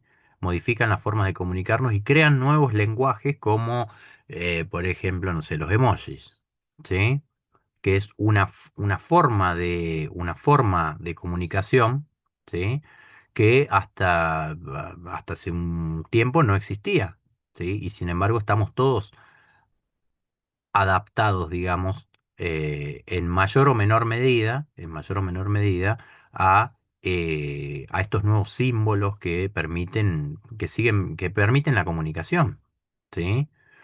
Silvano, vos tenías una última idea Sí, y después cerramos no, con... claro, porque en un momento me había acordado a lo que iba, que era a un comentario de Elisa respecto a las pintadas en las escuelas, que no sé la verdad muy bien de qué se trata, pero parece ser que pintan que van a tirotearse o algo así, ¿cierto? Ujú. Bueno, acá hubo un lío también con las amenazas de bomba. Yo soy docente. Nosotros también hacíamos amenazas de bombas para zafar de exámenes y esas cosas, claro. No, y que esto Listo. está Sí, sí, grabado, no es nada Silvano. nuevo, es algo, lo que digo es que llega más rápido, a eso iba. Ujú. Las amenazas de bomba siempre existieron, pero eh, ahora llegó muy rápido, porque Claro, claro, se pero el viralizó. escándalo que provocan todas estas cosas también están mediatizados por las tecnologías. Exacto. Bien. Bueno, eh, nos desviamos un poco del tema de los paradigmas, pero sin embargo no nos salimos nunca del tema. ¿Por qué? Porque estas prácticas y estas concepciones de la realidad que nosotros tenemos muchas veces también tienen un paradigma de base, ¿sí? Si nosotros pensamos que esto es así, ¿sí? Y que nosotros conocemos la realidad, ¿sí? Que nosotros conocemos la realidad, estamos en una posición por ahí tal vez más positivista, pospositivista, ¿sí? Bajo la idea de pensar que a partir de los medios en que nosotros hemos conseguido esos datos de la realidad han sido, o que estas formas de conseguir información acerca de la realidad han sido lo más puras posibles, ¿sí? Otra forma de pensarlo desde un paradigma constructivista es eh, entender que la forma de pensar que nosotros tenemos, ¿sí? La forma de pensar que nosotros tenemos se da también en función de aquellas interacciones que vamos teniendo. Y cuando hablamos de interacciones desde el paradigma constructivista, por ejemplo, o desde las teorías críticas también, no hablamos solamente de interacciones con otras personas, del diálogo hablado con otras personas.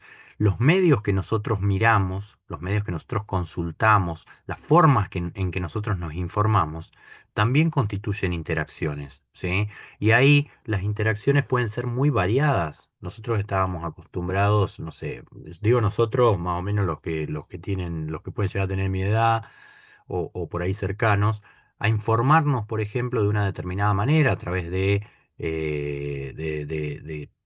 no sé, canales de televisión, determinados programas, ¿sí?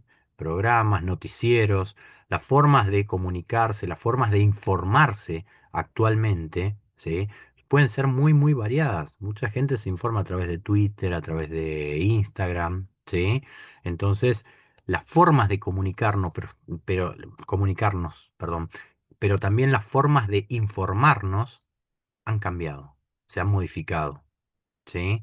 Y eso también ha tenido un impacto, fíjense que se da a partir del desarrollo de determinadas tecnologías y de la mano de ella el desarrollo de determinadas plataformas, ¿sí? Que ahora sirven como información, sirven para que nosotros pensemos que conocemos la realidad, ¿sí? A partir de eso. Entonces, el impacto de las tecnologías, el impacto de las tecnologías hace que la sociedad cambie, ¿sí?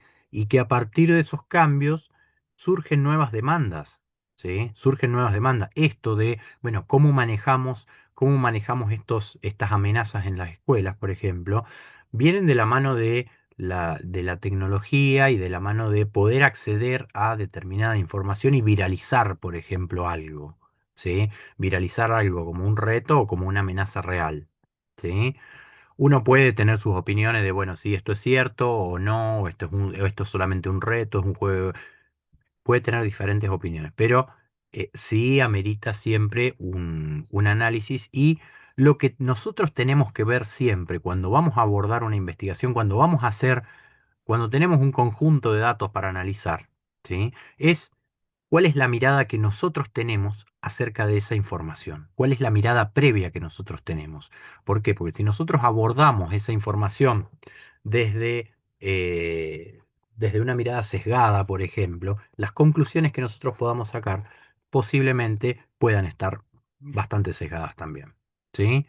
Entonces, bien, en ese sentido, lo que nosotros pretendíamos en esta clase es que ustedes puedan distinguir que mm, no hay una sola forma de ver la realidad, ¿sí? Si hubiese una sola forma de ver la realidad, existiría solamente el positivismo, ¿sí? El positivismo puro y crudo, ¿sí? Sino que hay distintos paradigmas y la intención es que ustedes puedan reconocer estos paradigmas y saber desde qué lugar ustedes están parados, ¿sí? Cada vez que hacen una investigación, cada vez que trabajan con datos. Bien, dos cosas. Una, una, les vamos a estar subiendo el control de lectura, un control de lectura para esta semana, ¿sí? Posiblemente mañana se los estemos subiendo y van a tener, como siempre, una semana para poder contestarlo, ¿sí? Y segundo, les voy a dejar, para quien quiera participar voluntariamente, ¿sí? Un acceso a un formulario donde yo estoy trabajando, particularmente yo estoy trabajando en una tesis de maestría sobre impulsividad y autoestima en estudiantes universitarios y donde hago justamente una distinción entre aquellos que participan de manera virtual y de manera presencial, ¿sí? Quien pueda contestarlo, le voy a agradecer un montón, ¿sí? Lo voy a dejar puesto ahí posiblemente en la cartelera, en avisos. Y bueno, y esto, que les vamos a estar subiendo el control de lectura para el registro de la asistencia de esta semana. La semana que viene, ¿sí? La semana que viene nuevamente hay medidas de fuerza, así que lo que vamos a estar haciendo es lo mismo que hemos hecho antes. Les voy a subir el material, ¿sí? El material correspondiente a la unidad 3 parte A, que habla acerca de la macrociencia, más un formato de video, ¿sí? Donde ustedes puedan acceder también a esos contenidos, ¿sí? ¿Preguntas? ¿Dudas?